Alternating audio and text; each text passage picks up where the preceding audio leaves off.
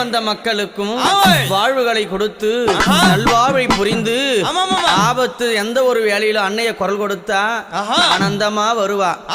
தீங்கது செய்யாமல் திமிராம பேசாமல் அவளை ஏதளப்பம் செய்யாது இருந்தான்னா அவகிட்ட எல்லா உத்தரவும் நடக்கும்.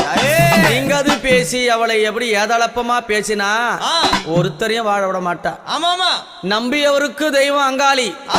எப்படி நம்பியவருக்கு தெய்வம், நம்பாதவர்களுக்கு யாரு அம்மா?